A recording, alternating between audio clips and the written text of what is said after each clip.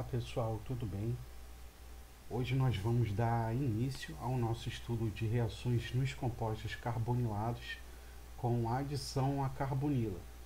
Nessa aula nós vamos abordar as reações a aldeídos e cetonas. Antes de iniciar, nós vamos ver as principais funções orgânicas carboniladas que serão abordadas nessas aulas de compostos carbonilados. Nós temos o aldeído, que é quando a carbonila C-O se encontra ligada a pelo menos um hidrogênio. Esse radical R pode ser tanto arila quanto alquila, como também pode ser o hidrogênio. E aí nós teríamos o formaldeído ou metanal, que seria o menor aldeído. Quando a carbonila se encontra entre dois átomos de carbono, sendo R arila ou alquila, nós temos a função cetona. Quando a carbonila agora está ligada a uma hidroxila, OH, nós temos a função ácido carboxílico. Quando a carbonila está ligada a um halogênio, normalmente X aqui é um cloro ou um bromo, nós temos o haleto de ácido, normalmente cloreto de ácido ou brometo de ácido. E quando a gente tem agora a junção de duas moléculas de ácido carboxílico, havendo a desidratação, nós temos o anidrido de ácido carboxílico. Os grupamentos R podem ser diferentes ou iguais. Quando são diferentes, a gente tem um anidrido misto. Quando nós tiramos ali o hidrogênio do ácido carboxílico e introduzimos um grupo R, que pode ser arila ou alquila também, nós temos a função éster. Lactona é um éster cíclico, onde esse grupo R aqui coincide com esse, temos uma cadeia carbônica cíclica aqui. O tioéster nós temos quando, em vez de um átomo de oxigênio, nós temos um átomo de enxofre no éster. Então é a função tioéster. E a amida é quando nós temos uma amina ligada a uma carbonila. Aqui nós podemos ter NH2, NHR ou NR2, como nesse exemplo aqui, sendo os grupamentos R arila ou alquila. E quando nós temos uma amida cíclica, analogamente à lactona, nós temos aqui a lactama. Essas são as funções que mais serão vistas durante essas aulas de compostos carbonilados, mas também nós vamos ver outras funções como iminas, acetais, dentre outras. Antes de qualquer coisa, nós precisamos entender por que os compostos carbonilados eles são diferenciados e compreender a reatividade deles. Então aqui nós temos acetona, poderia ser qualquer composto carbonilado. Aqui nós temos meramente um exemplo para compreendermos o seguinte: existe uma polarização da ligação C-O no sentido do oxigênio, uma vez que o oxigênio é mais eletronegativo que o carbono. E aí o carbono vai ficar deficiente em elétrons, por isso está delta mais, e o oxigênio fica delta menos, fica enriquecido com elétrons. Adicionalmente a esse efeito indutivo, nós também temos o efeito de ressonância, onde o par de elétrons da carbonila se desloca no sentido do oxigênio, sendo ele o átomo mais eletronegativo, e o carbono ficaria positivo. Essa característica positiva aqui do carbono da carbonila vai fazer com que possamos compreender muitas das reações que ocorrem na carbonila. Então aqui nós temos um exemplo, acetaldeído ou etanal, e aqui com o mapa do potencial eletrostático nós podemos ver as regiões enriquecidas em elétrons e as regiões deficientes em elétrons. E aí nós vemos que quanto mais azulado aqui, mais positivo seria aquele átomo, tá? Então, nessa ligação C-O, nós vemos que o oxigênio está enriquecido com os elétrons da ligação, enquanto o átomo de carbono está deficiente em elétrons. Então, vou passar a mostrar para vocês agora os tipos de reação que ocorrem nos compostos carbonilados. A primeira reação seria a reação de adição onde um nucleófilo pode ser uma espécie carregada negativamente ou que possua par de elétrons livre, pode atacar um aldeído ou cetona. Como eu falei no início, nessa aula nós vamos destacar as reações em compostos carbonilados das funções aldeídos e cetonas. Mas esse tipo de reação aqui também pode acontecer em derivados de ácidos carboxílicos e ácidos carboxílicos. O nucleófilo então ataca, carbonila, o par de elétrons se desloca para o oxigênio, formando esse intermediário tetraédrico, que numa segunda etapa pode ser protonado aqui, formando o álcool. Então nós teríamos um produto álcool partindo de aldeído ou cetona em duas etapas, nesse caso aqui, com o nucleófilo carregado negativamente. Também pode acontecer o seguinte: o nucleófilo neutro pode atacar a carbonila, forma esse intermediário tetraédrico. Daqui para cá ocorre prototropismo, ou seja, ao deslocamento de um próton intramolecularmente, uma vez que o oxigênio está carregado negativamente, formando essa espécie que, por desidratação, forma uma função desse tipo. Esse tipo de reação aqui ocorre muito com bases nitrogenadas, com aminas, formando iminas e derivados de iminas, porque em alguns casos, em vez de hidrogênio ligado ao nucleófilo, pode haver outros grupos, como uma outra amina, como a hidroxila, dentre outros. Uma outra possibilidade de reação nos compostos carbonilados é explorando a acidez dos hidrogênios no carbono alfa. O carbono alfa é esse carbono adjacente à carbonila, o primeiro carbono, e esses hidrogênios aqui possuem uma certa acidez. Primeiro, devido ao efeito indutivo, conforme mostrado, que esse carbono aqui está deficiente em elétrons, puxando então a densidade eletrônica dessa ligação carbono-carbono. Além disso, quando houver a desprotonação de um desses átomos de hidrogênio, vai formar uma carga negativa que vai ser estabilizada por ressonância aqui com essa carbonila. Então essa reação no composto carbonilado na posição alfa pode acontecer de duas formas. Isso aqui é um enol, onde a gente tem en de ligação dupla e ol relacionado à hidroxila. Existe um tautomerismo cetoenólico. A função cetona ou a função aldeído pode se transformar na função enol devido ao tautomerismo. Esse equilíbrio é sempre deslocado no sentido do composto carbonilado, mas a formação do enol é favorecida em meio ácido. O enol pode reagir com o eletrófilo da seguinte forma: o par de elétrons do oxigênio desce aqui para restaurar a carbonila, e essa dupla ligação aqui, o par de elétrons, pode atacar um eletrófilo, analogamente ao que acontece nas reações com alcenos. Ou seja, a dupla ligação pode atacar um eletrófilo e fazer a adição aqui, então, na posição alfa carbonílica.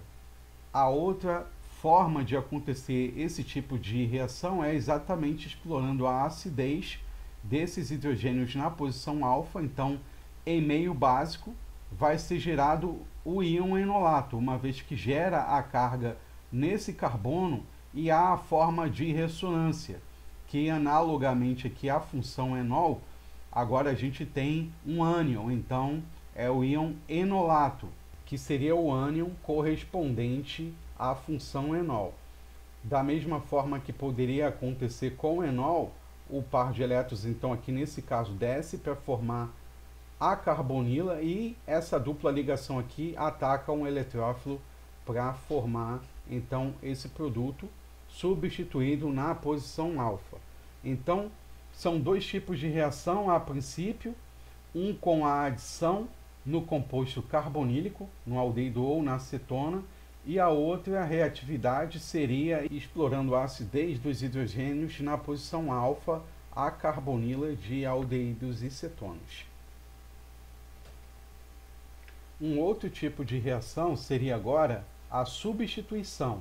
Nós observamos aqui no substrato e no produto que existe aqui uma substituição do grupo Y pelo grupo nucleofílico.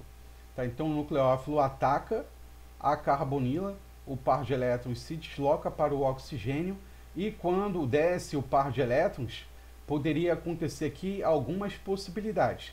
Poderia sair um nucleófilo e aí volta ao substrato, poderia sair o Y ou poderia sair o radical R, sendo que esse tipo de reação de substituição não vai acontecer quando o R for hidrogênio ou carbono, devido à alta basicidade dessas espécies se saíssem na forma aniônica.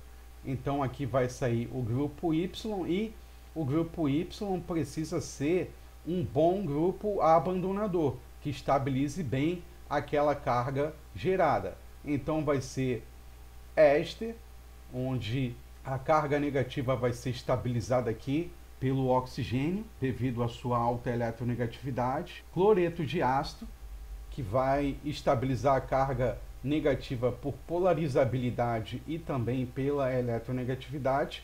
Amidas e anidridos de ácido carboxílico. Então, esse tipo de reação não vai ocorrer, como eu falei, com aldeídos e cetonas. Uma outra possibilidade seria quando a gente tivesse essa situação aqui de um composto alfa-beta carbonilado. Poderia ser uma acetona, aldeído, éster, dentre outras funções. A posição alfa é a posição adjacente à carbonila e a posição beta é o carbono seguinte. Tá? Então aqui nesse caso temos o composto alfa-beta carbonilado e o que vai acontecer aqui? Essa posição beta pode ser vista como uma espécie suscetível ao ataque nucleofílico, uma vez que quando há essa forma de ressonância com a carga negativa no oxigênio, aqui é gerada uma carga positiva que pode ser estabilizada por ressonância por essa dupla ligação e aí a carga positiva ficaria aqui nesse carbono. Nós vamos ver mais esse tipo de reação quando formos estudar adições conjugadas. Mas o fato é que existe aqui uma forma canônica em que esse carbono beta fica positivo, que pode sofrer ataque de nucleófilos. Então essa dupla se deslocalizaria entre o carbono alfa e o carbono da carbonila e o par de elétrons da carbonila vai para o oxigênio, gerando então o íon enolato, só que agora substituído no carbono beta com o nucleófilo que fez a adição. Esse enolato ele pode ser estabilizado por ressonância e numa etapa seguinte a protonação desse carbono alfa gerando o produto. Então o composto alfa-beta insaturado ele pode sofrer a adição no carbono beta e aquela dupla vai deixar de existir, uma vez que ela vai ser protonada numa etapa posterior. Então são basicamente esses 4 tipos de reação que nós vamos estudar nos compostos carbonilados. Agora eu quero mostrar para vocês alguns dos nucleófilos que são mais utilizados nesses tipos de reação que eu mostrei aqui para vocês. Tá? Aqui são apenas alguns exemplos. Temos os nucleófilos carregados negativamente e os nucleófilos neutros também. Aqui nós temos o íon hidróxido, temos o hidreto, que é um hidrogênio com 2 elétrons, um carbânio, que é a carga negativa no carbono. Aqui nós podemos ter 3 radicais R sendo alquila ou arila ou até mesmo hidrogênio. O íon alcóxido, que é proveniente do álcool, e também o íon cianeto, que é o C-tripla-N com a carga no carbono. Lembrando que quando o íon cianeto está presente agora numa molécula orgânica, a função é chamada de nitrila. Aqui também mostro agora para vocês alguns nucleófilos neutros, alguns oxigenados e também nitrogenados. a água, um álcool, amônia, e quando a gente tem as substituições dos hidrogênios por grupos alquila ou arila, a gente tem a amina. Existem outros tipos de nucleófilos, tanto neutros quanto carregados. Nucleófilos de enxofre, nucleófilo de fósforo, por exemplo, também. Vou começar com a primeira reação de adição a carbonila, que seria a adição de HCN para a formação de cianohidrina. Então aqui, por exemplo, temos o benzaldeído e o íon cianeto vai atacar a carbonila, o par de elétrons se deslocaliza para o oxigênio, formando esse intermediário tetraédrico, que em seguida vai ser protonado para formar aqui o produto cianohidrina. Essa molécula especificamente tem o nome de mandelonitrila. Em alguns casos, vocês podem ver também o mecanismo nos livros, em que primeiro há a protonação dessa carbonila pelo hidrogênio ácido aqui do HCN e em seguida a formação da cianohidrina com o ataque do cianeto. Pode haver essas duas possibilidades mecanísticas. Essa função nitrila é uma função importante porque ela pode ser convertida em outras funções. Por exemplo, se a gente tem uma nitrila e a gente utiliza um agente redutor, a gente vai ter a respectiva amina partindo daquela nitrila. Então, nota que aqui a gente tem o carbono foi hidrogenado, aqui temos CH2 e o nitrogênio também. Então, a nitrila pode ser transformada na respectiva amina através da redução com um agente de redução forte. Nesse caso aqui, hidreto de lítio e alumínio, que a gente ainda vai ver nessa aula. Se a nitrila sofrer hidrólise ácida, ela vai dar origem ao ácido carboxílico. A nitrila é um derivado de ácido carboxílico indireto, uma vez que ele é obtido a partir da amida, que é um derivado de ácido carboxílico. Todos os derivados de ácido carboxílico, sendo ésteres, amidas, cloretos de ácido, dentre outros, podem ser interconvertidos no respectivo ácido carboxílico por hidrólise ácida ou básica. Agora nós vamos passar a ver a adição de organometálicos a aldeídos e cetonas para a formação de álcoois. Tá? Então, a gente tem aqui cloreto de butila com a adição de magnésio, forma esse reagente, cloreto de butilmagnésio, que, como a gente pode observar aqui embaixo, houve inversão da polaridade. Tá? Então, no caso do cloreto de alquila, a gente tem a polarização da ligação no sentido do cloro, que é mais eletronegativo que o carbono, deixando o carbono delta mais, ou seja, parcialmente positivo, e o cloro delta menos. Quando a gente utiliza o metal para fazer esse reagente, que tem o nome de reagente de Grignard ou organomagnésio, a gente tem agora a inversão da polaridade da ligação, uma vez que o magnésio é um metal e vai doar elétrons para aquele átomo de carbono. E dessa forma, esse carbono aqui, ele se comporta agora como um carbânion. Embora esta seja uma ligação covalente, esse átomo de carbono ligado ao magnésio pode se comportar como um carbânion, ou seja, vai ser um nucleófilo muito forte e dessa forma pode atacar aldeídos e cetonas para a formação de álcoois.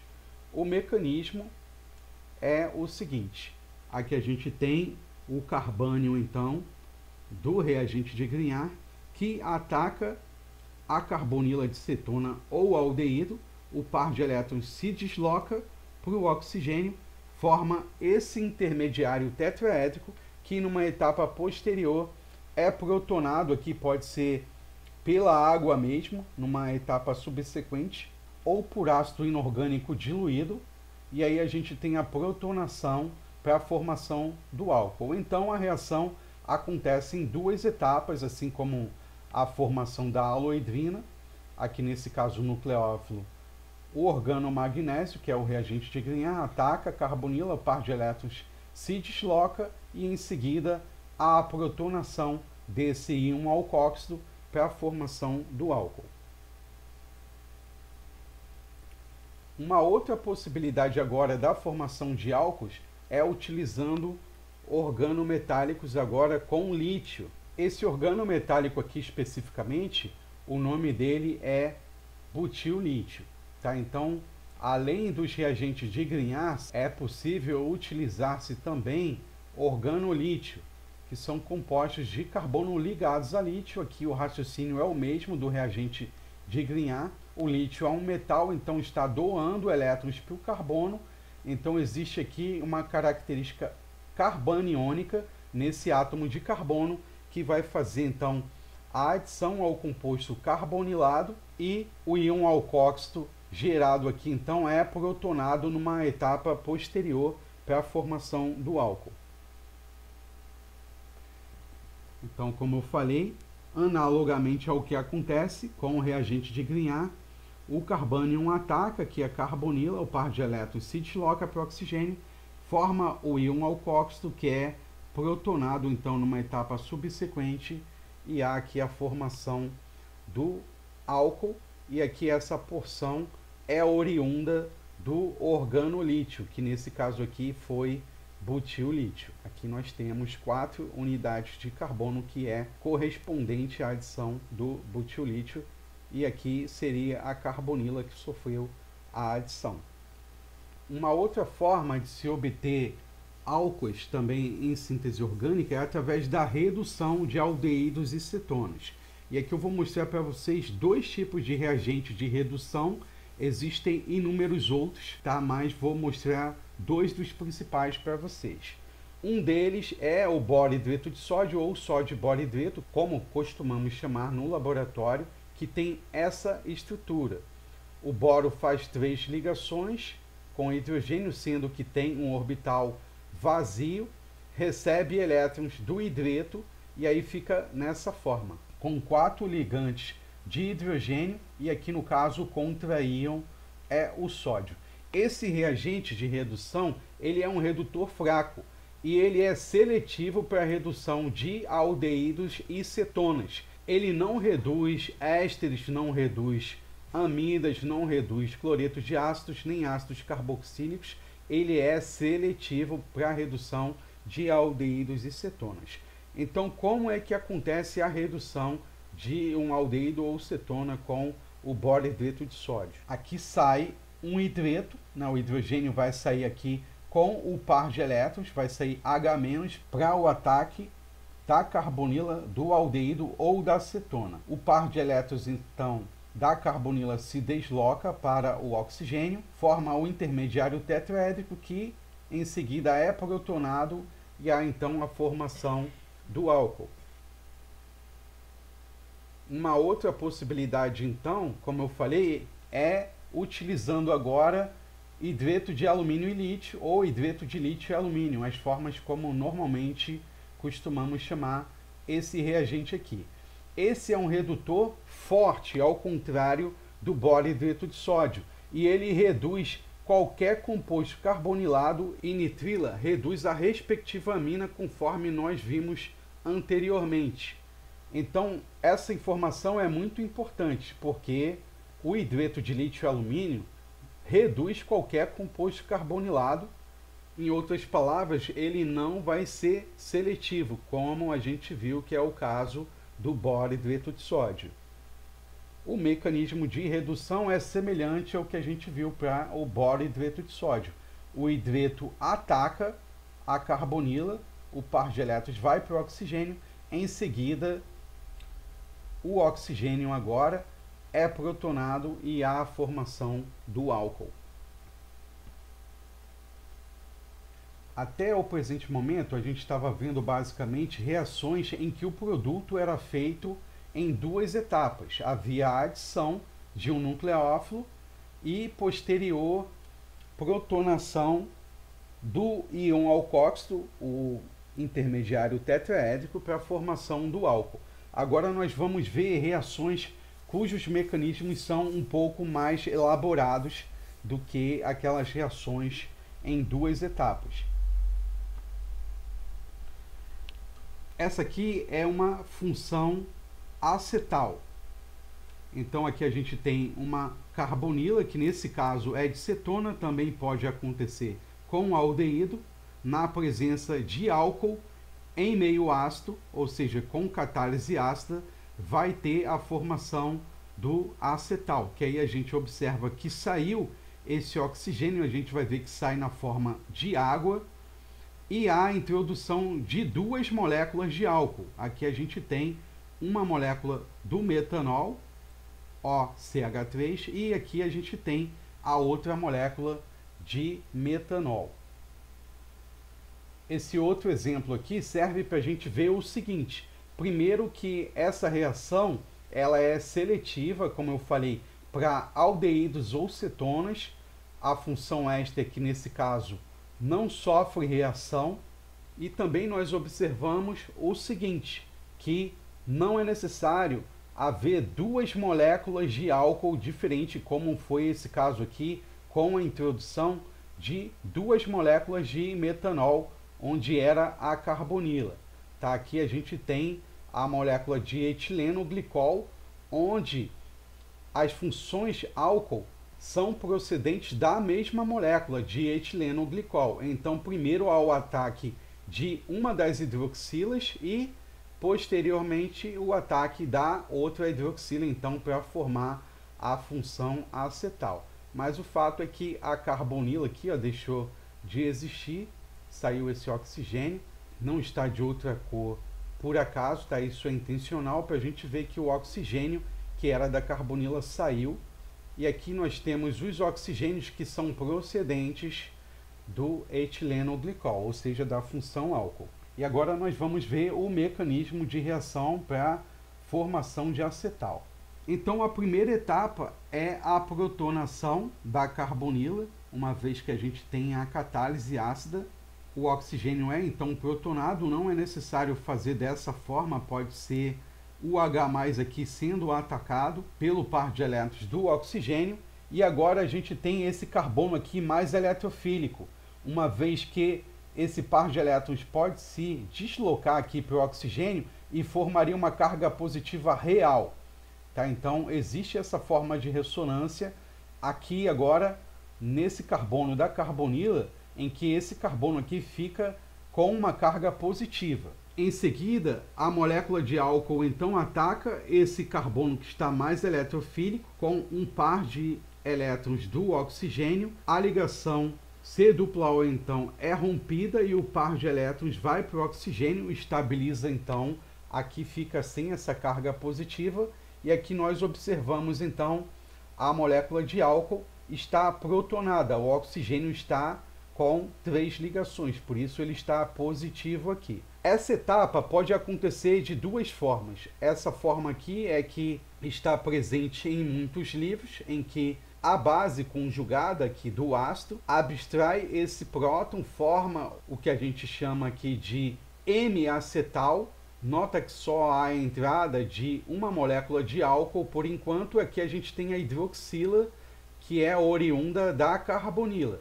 Essa função aqui é M-acetal. E em seguida o M-acetal então seria protonado na hidroxila para formar aqui um bom grupo de saída, que aqui seria a água. Então o par de elétrons do átomo de oxigênio restitui aqui a carbonila e sai a água como grupo de saída. Tá? Então aqui existe a perda de água para formar agora essa função carbonilada que está substituída com radical R.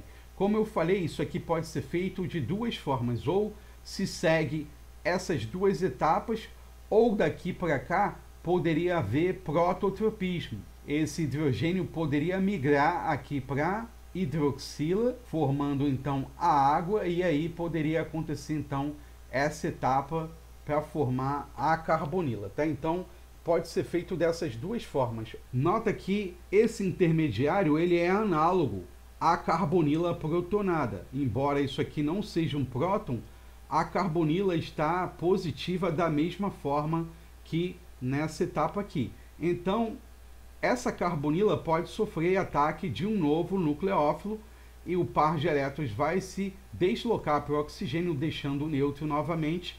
Da mesma forma que aconteceu nessa etapa, a gente tem aqui o oxigênio protonado, uma vez que ele está com 3 ligações, e a última etapa então seria a abstração desse próton para a formação do acetal. O que ajuda a gente a fazer esse mecanismo?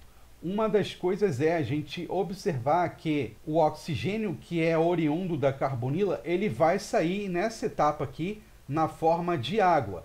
E aí, os 2 oxigênios agora que estão no carbono, que antes era da carbonila, eles são oriundos da função álcool. Tá? Então, a gente, na hora de fazer o mecanismo, tem que ter isso em mente, que os 2 oxigênios são oriundos da função álcool, porque o oxigênio que era da carbonila saiu na forma de água. Isso nos ajuda a fazer o mecanismo, porque a gente tem que ter em mente que vai sair água em algum momento durante a execução do nosso mecanismo. Então vamos ver aqui algumas coisas para auxiliar a gente a fazer esse tipo de mecanismo, tá? Então, como eu falei, esse oxigênio aqui ele vai sair na forma de água e os 2 oxigênios presentes na função acetal são oriundos da função álcool. Primeiro entra um álcool, forma o M-acetal, depois vai ser protonada aqui a hidroxila, vai ser formada novamente a carbonila com a saída de água e essa nova carbonila vai sofrer o ataque da segunda molécula de álcool para formar o acetal.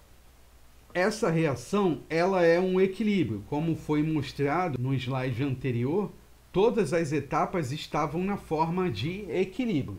E se é um equilíbrio, as mesmas condições que favorecem a formação do produto acetal também favorecem a hidrólise, ou seja, a formação novamente do composto carbonilado partindo do acetal. E aqui nós podemos ver que o equilíbrio ele é deslocado na formação do composto carbonilado.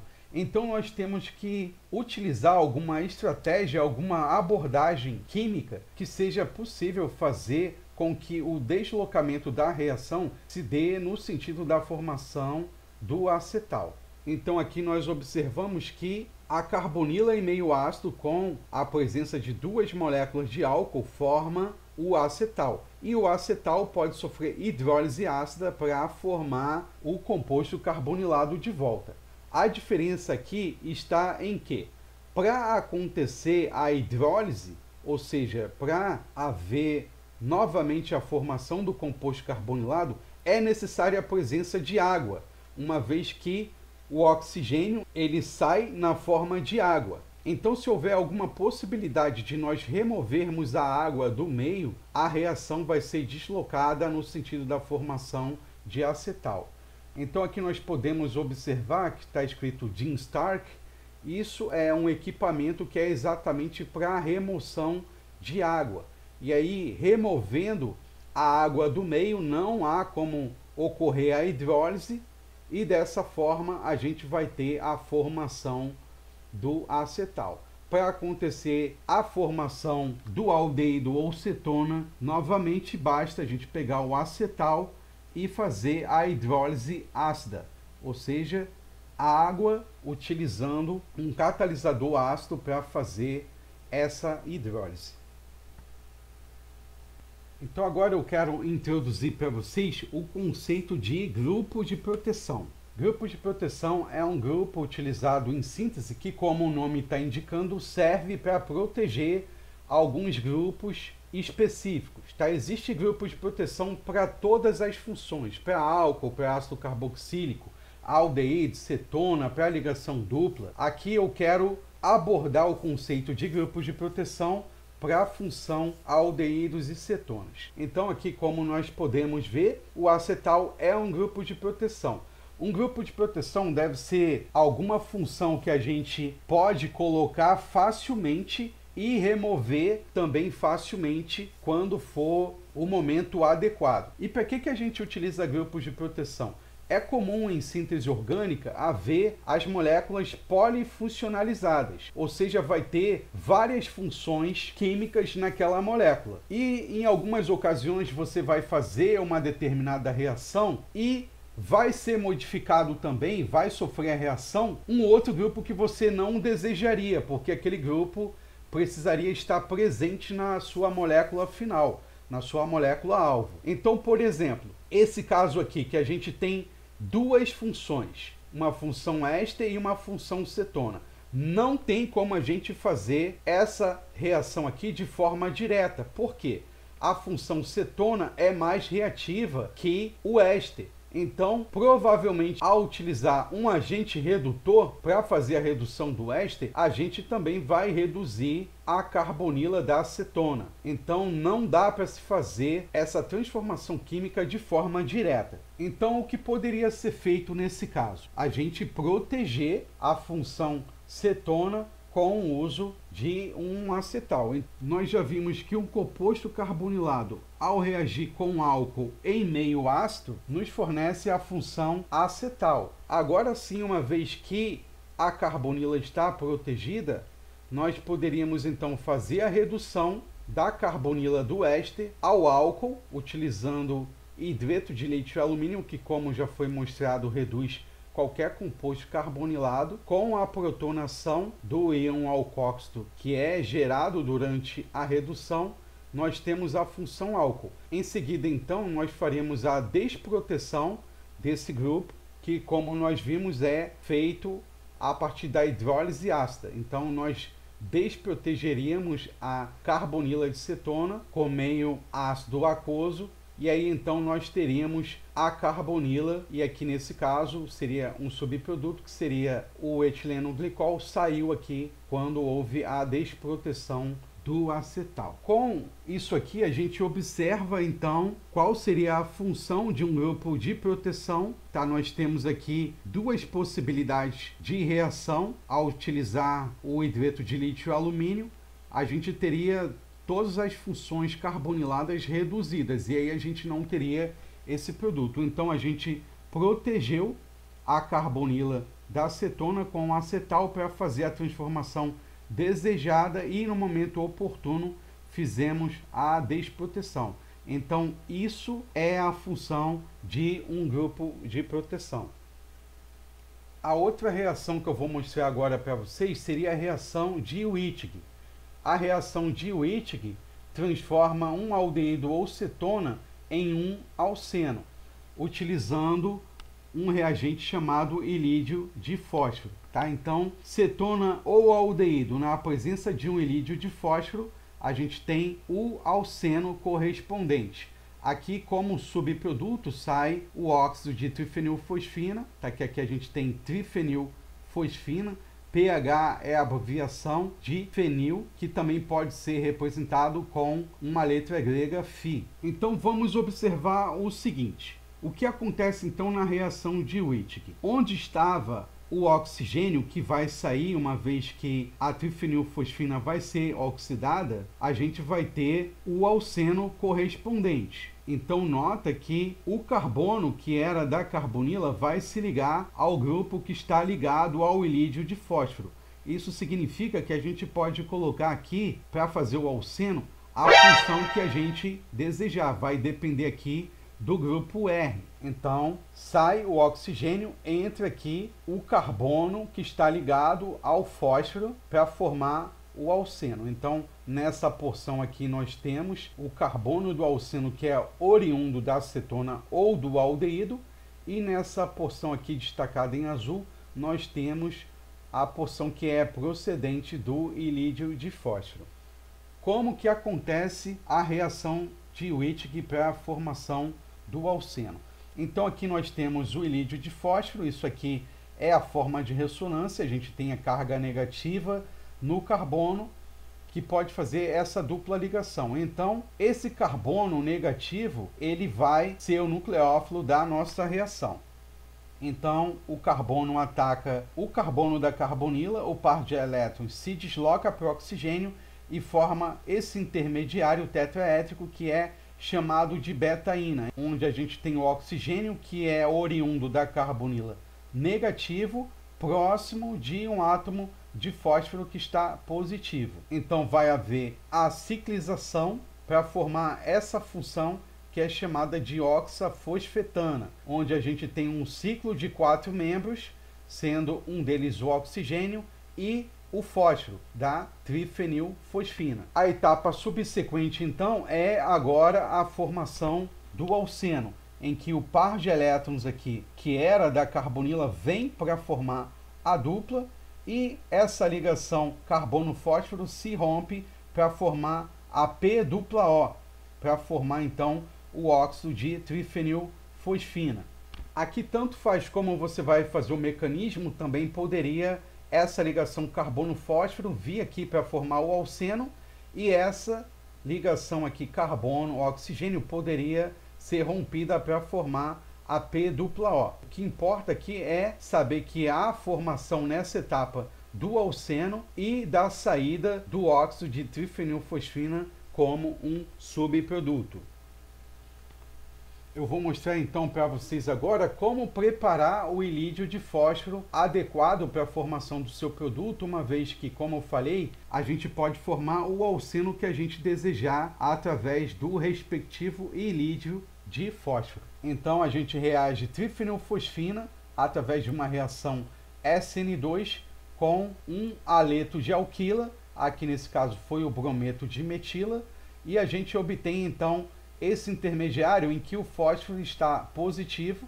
O fósforo é da mesma família que o nitrogênio, então faz 3 ligações. Se ele doou o par de elétrons dele para fazer a ligação com a metila, então ele está positivo. Isso torna esses hidrogênios dessa metila ácidos, uma vez que essa ligação carbono-fósforo está polarizada, deixando então esses hidrogênios aqui ácidos. Então vai ser empregado uma base forte como butil-lítio, que desprotona um desses hidrogênios da metila, formando então o ilídio de fósforo, que é estabilizado aqui por ressonância. Pode ficar nessa forma com a ligação dupla ou nessa forma com a carga negativa no carbono. Nessa etapa, então, a gente pode introduzir o carbono que a gente desejar para fazer o alceno que for do nosso interesse. Uma outra reação, então, que nós vamos ver nos compostos carbonilados é a reação de Cannizzaro.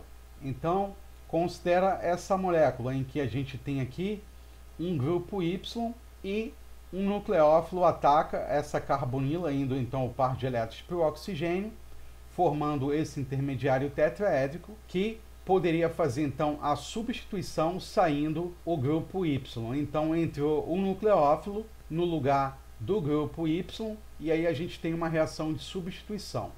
Essa reação ela acontece quando a gente tem um bom grupo de saída, onde Y aqui seria o bromo, cloro, um alcóxido proveniente do éster ou aqui um nitrogênio proveniente de uma amida. A reação não vai acontecer normalmente quando a gente tem um hidrogênio ou um radical de carbono, seja alquila ou arila, uma vez que essas espécies seriam bases fortíssimas. A reação de Cannizzaro é uma exceção a isso aqui. O que acontece? Quando a gente tem um aldeído aromático na presença de uma base forte, como um hidróxido, o íon hidróxido então ataca a carbonila do aldeído, nesse caso aqui benzaldeído, o par de elétrons vai para o oxigênio formando um intermediário tetraédrico, e o que se observa, ao invés de uma protonação, por exemplo, esse íon alcóxido abstraindo um hidrogênio de água presente no meio, uma vez que o meio está básico, é que há aqui a formação da carbonila com a saída do hidreto atacando um outro benzaldeído. Então sai o hidreto aqui e ataca essa carbonila do benzaldeído.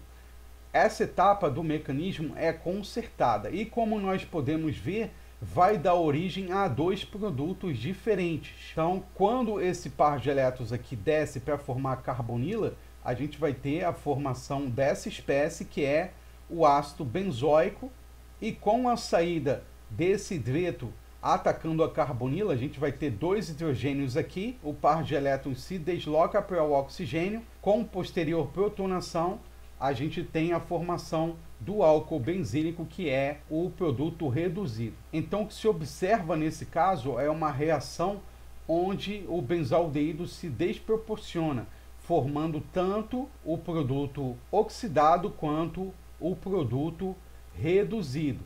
Essa reação de Cannizzaro costuma ocorrer quando a gente tem aldeídos aromáticos na presença de uma base forte. Então, com isso, a gente finaliza a aula de hoje, onde nós vimos diversas reações de adição a compostos carbonilados, nesse caso aldeídos e cetonas, tá? E na próxima aula nós vamos ver as reações com aminas. Então, até a próxima aula.